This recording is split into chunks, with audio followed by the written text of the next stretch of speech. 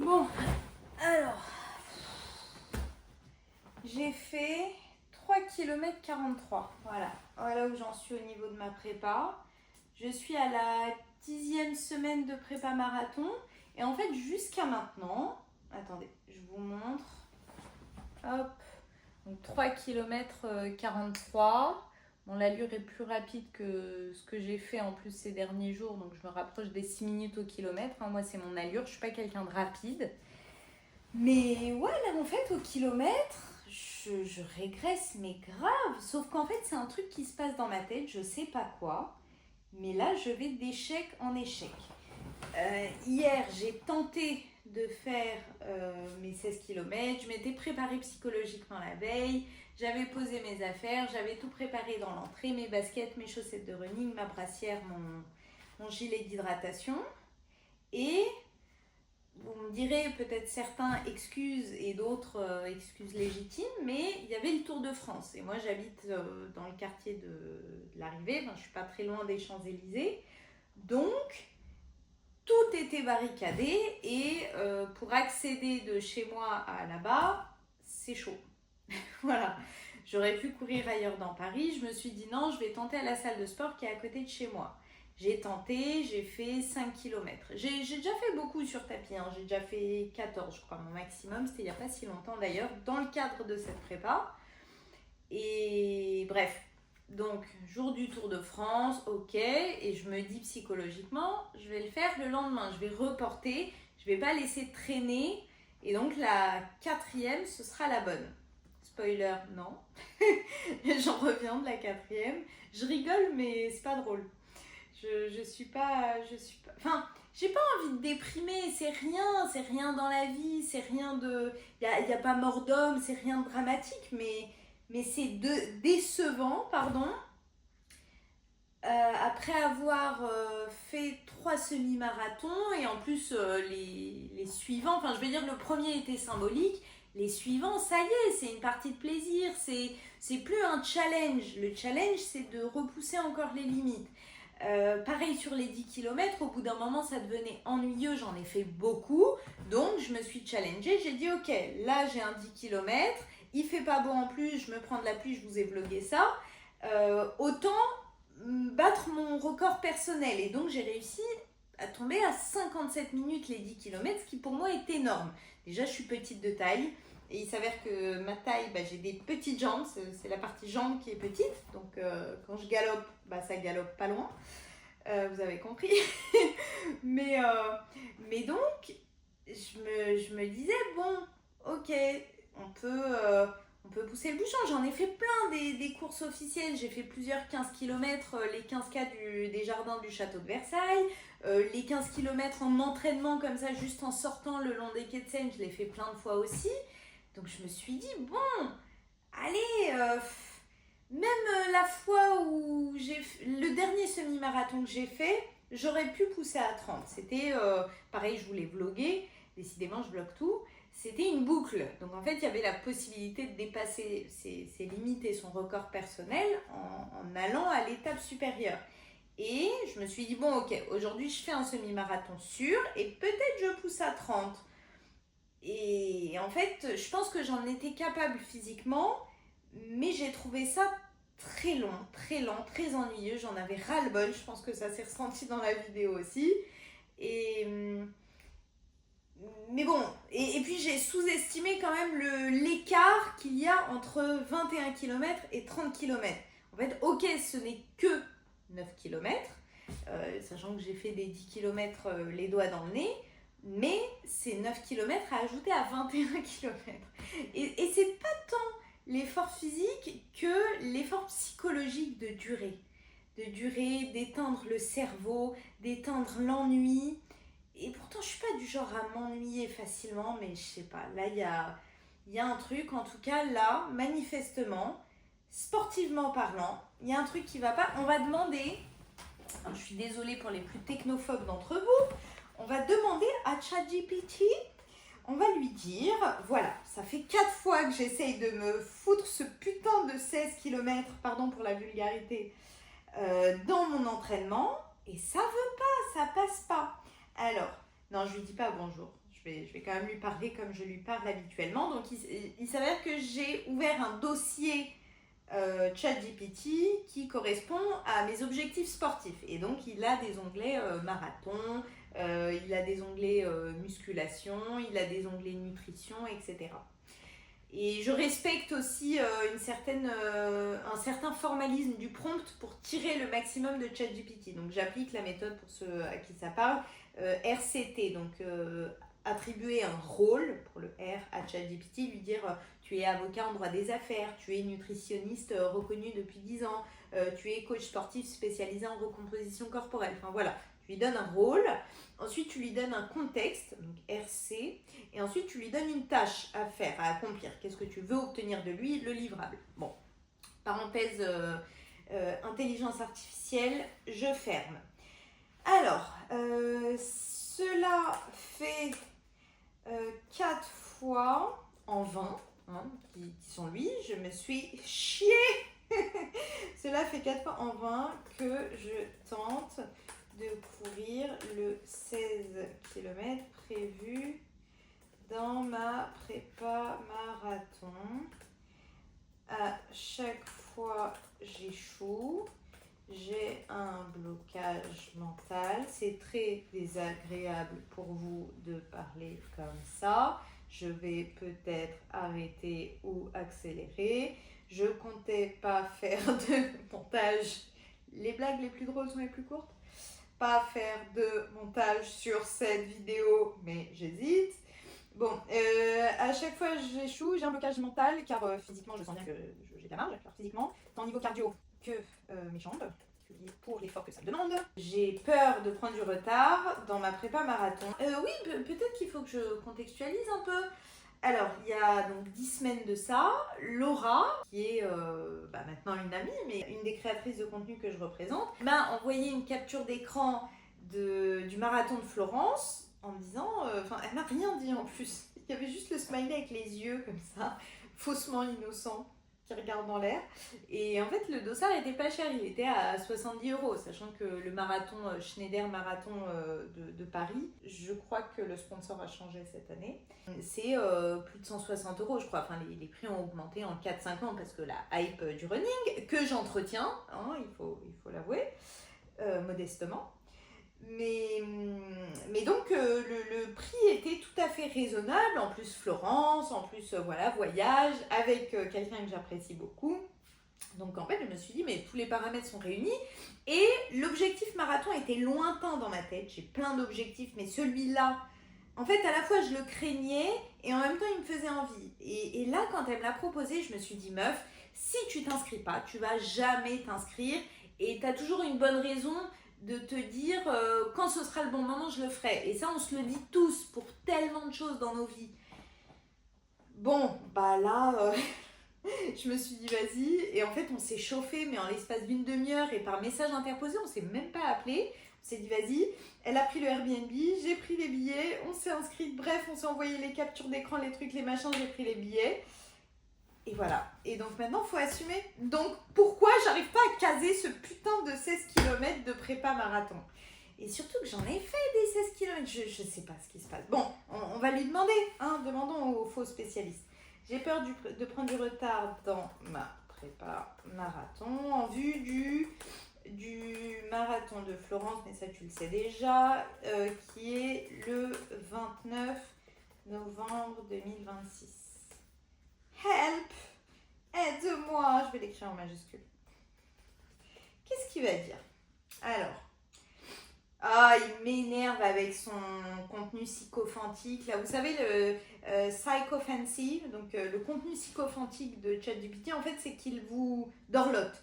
C'est qu'il va dans votre sens. En fait, il vous chouchoute, il vous caresse dans le sens du poil et il est très peu propice à vous contredire ou à vous rentrer dedans. Sauf que parfois, c'est ce qu'il nous faut dans la vie. ChatGPT, non. Il va dans ton sens, en fait. Et c'est problématique, elle vient des écarts. Mais bon, là, ça va, j'ai besoin de réconfort.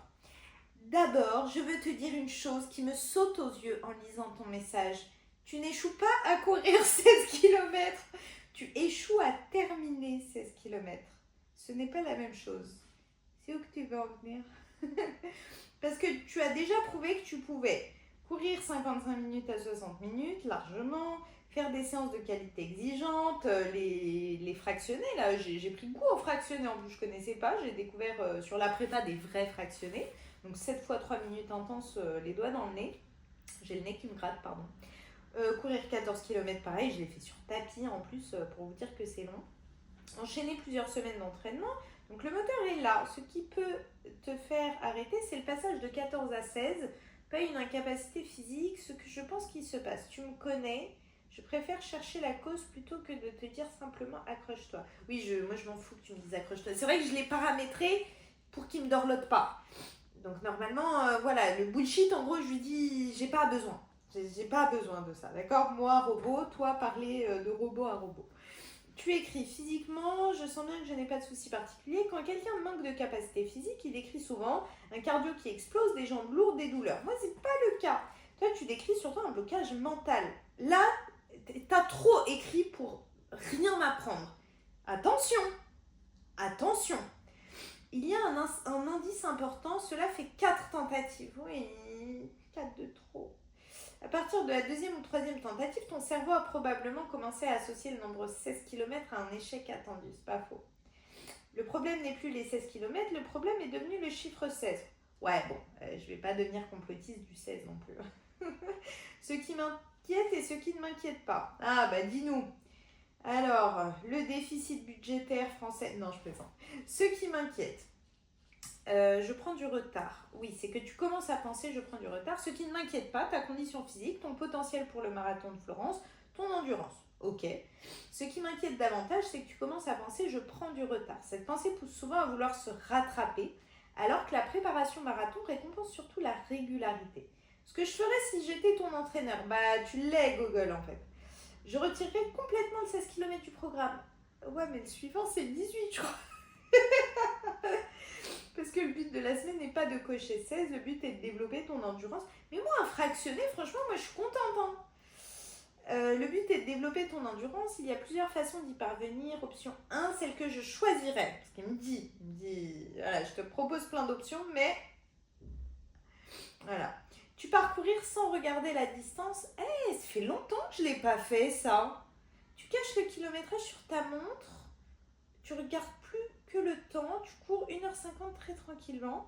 À la fin seulement, tu regardes combien tu as fait, 15, 16, etc. Mais ton cerveau n'aura jamais eu à affronter le chiffre 16.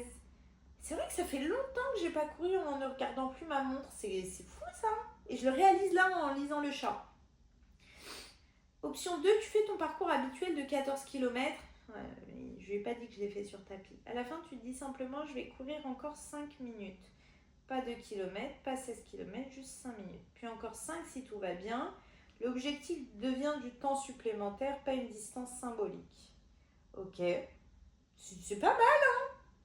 Option 3, si c'est possible, fais cette sortie avec quelqu'un. Mais qui est assez fou pour aller courir 16 km? Fais cette sortie avec quelqu'un ou dans un événement où la distance n'est pas affichée en permanence. Souvent, l'attention est davantage portée sur l'environnement que sur le compteur. Concernant Florence, tu te demandes si tu prends du retard. Franchement, non, pas au point de compromettre ton marathon. Nous sommes encore plusieurs mois avant le 29 novembre.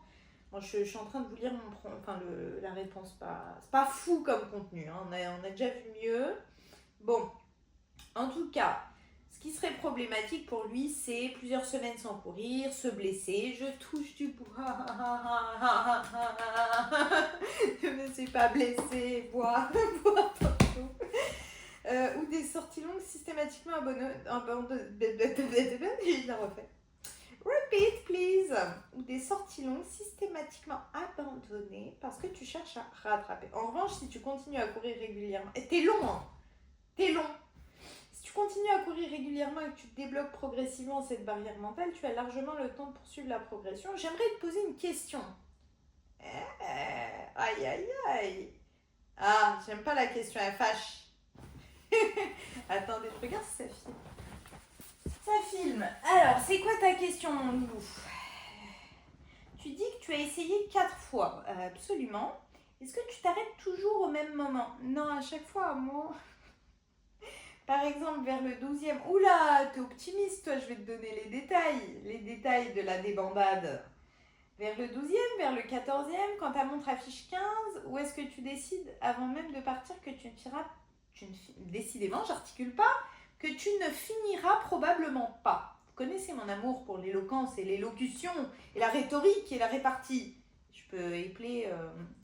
Non, je peux articuler... C'est cata, cette vidéo.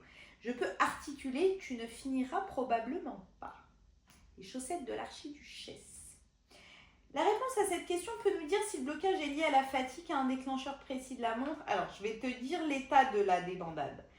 J'ai respectivement bloqué, on reprend le langage de robot, bloqué à 6 km, 5 km, je sais plus, mais je préfère aggraver plutôt que 3,5 km. Aujourd'hui, c'était ça ou 4, je sais plus. Bref. Et il va voir que l'échec est... Ça change complètement mon analyse. Ah, je pensais que le blocage arrivait vers le 14e ou le 15e. Je vais me faire gronder. En réalité, tu bloques à 6, 5, puis 3,5. Autrement dit, tu ne bloques même pas au moment où l'effort devient difficile. Non, même pas. C'est extrêmement rassurant pour ton marathon. C'est-à-dire... Pardon ? Quoi ? Ce que ça me dit, tu m'as déjà dit plusieurs choses ces derniers mois. Tu alternes sérieusement course et renforcement musculaire, tu fais beaucoup de marches, tu suis ta préparation avec rigueur, tu as déjà parcouru 14 km, tu viens de réussir une semaine complète avec 55 minutes d'endurance, une séance de fractionné, 14 km sur tapis. Rien dans tout ça ne laisse penser que ton corps est incapable de courir 16 km. En revanche, je vois un mécanisme psychologique assez fréquent chez les sportifs, très exigeants. C'est vrai, tu ne pars plus faire une sortie, tu pars passer un examen. Ouais. Tu te dis à chaque fois, aujourd'hui, il faut réussir les 16 km. Et cette pression commence dès le début. Je pense qu'il faut arrêter la prépa marathon. Quoi ? Je précise, pas arrêter de préparer Florence, ok ? Arrête de penser que chaque sortie est en test de ta valeur pendant une semaine. Oui, parce que là, ton cerveau est en train d'associer sortie longue, stress, abandon, abandon, confirmation que tu n'y arrives pas. Et cette boucle s'entretient. Voilà ce que je proposerais. Cette semaine, interdiction de courir 16 km. Oh là là, j'ai interdiction de courir 16 km. Oh, c'est dur. Comment vais-je faire pour supporter ça ? Non mais c'est fou, il n'y a pas si longtemps, je cherchais dans mes semaines et mes journées les moments où je pouvais faire plus d'une heure. Et là, j'avoue, ouais, il y a une dimension presque de contrainte, de supplice. Moi, j'ai du mal à avancer à la contrainte. Je sais que c'est comme ça qu'on parvient avec la discipline, en s'imposant des trucs qu'on n'a pas envie de faire. Moi, je suis un enfant, en fait. Moi, je marche à la motivation, moi, je marche à la carotte. Moi, j'ai besoin de trouver du plaisir dans les trucs que je fais. Sinon, je fais pas. Et ça me bloque sur bien des choses. Mais... ouais, donc moi le discours, ouais, la discipline est supérieure à la motivation. Je sais, on en parle parfois avec mon copain. Il me dit, mais oui, mais en fait, t'es obligé d'être discipliné quand t'as un objectif exigeant. Et je suis tout sauf disciplinée. Pour le coup, je suis ambitieuse, j'ai plein d'objectifs. Je peux y aller en me tuant à la tâche. Mais j'ai du mal à me mettre un coup de pied aux fesses quand je prends pas du plaisir dans le processus. Et là, j'en prends plus trop. Bon. Il me dit quoi à la place ? Tu sors courir 40 minutes, ça c'est bon. Pas une minute de plus, tu reviens chez toi. Tu dois finir avec l'impression d'avoir largement pu continuer. Quelques jours plus tard, 50 minutes, puis une autre 70 sans regarder les kilomètres. Tu remarques le point commun, à aucun moment je t'ai parlé de 16 km. Bah t'as intérêt parce que ça bloque. Le plaisir de finir une sortie en psychologie du sport. Ah, il faut que je m'intéresse à ça, la psychologie du sport. Je connais pas. Enfin, non. On cherche souvent à recréer une succession de réussites après une série d'échecs. C'est plus efficace que de retenter immédiatement l'objectif qui cristallise toute la pression. Et pour Florence, je vais prendre un peu de recul. Tu prépares un marathon qui aura lieu fin novembre. Ce qui déterminera ta réussite, ce ne sera pas d'avoir couru exactement 16 km cette semaine. Ce sera d'avoir accumulé d'ici novembre des dizaines de sorties faciles, des séances qualité, des sorties longues et surtout zéro blessure et perte de confiance. Ok, donc le marathon est une épreuve marathon, d'accumulation, c'est pas un sprint. c'est d'ailleurs le parallèle qu'on fait souvent avec la vie. Enfin, l'inverse, dans la vie on dit c'est un marathon, c'est pas un sprint. Vous avez compris où je veux en venir ou pas ? Ce que je voudrais que tu fasses la prochaine fois, avant de lancer ta montre, enlève les champs qui affichent la distance totale, la distance restante. Ne garde que le temps écoulé, éventuellement ton allure ou ta fréquence cardiaque. Et fais un pacte avec toi-même. Aujourd'hui, je ne prépare pas un marathon. Je vais juste courir tranquillement pendant le temps prévu. Voilà, il faut que je me la fasse à l'envers. Ah, mais j'ai une dernière question. Hey, il a beaucoup de questions. Parce que je pense qu'elle est la clé. Quand tu arrêtes à 6, 5 ou 3 km, vas-y, enfonce le couteau dans la plaie. Qu'est-ce qui se passe exactement dans ta tête dans les 30 secondes qui précèdent? Est-ce que c'est j'y arriverai jamais aujourd'hui? À quoi bon continuer? J'ai plus envie. Une montée d'angoisse? Non, je suis pas. Je suis une meuf angoissée, pas là-dessus. Autre chose, décris-moi la phrase exacte qui te traverse l'esprit.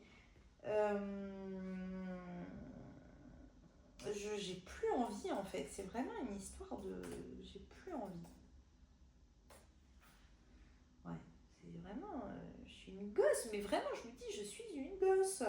Ce n'est pas j'en peux plus, c'est pas je suis à bout de souffle, j'ai mal. Non, c'est j'ai plus envie. Je pense que tu fais une erreur, mais pas dans ton entraînement. Bon, tu vas pas m'écrire un roman encore, je sais pas que ça à faire, j'ai des trucs là, et à chaque fois, et j'ai une dernière question.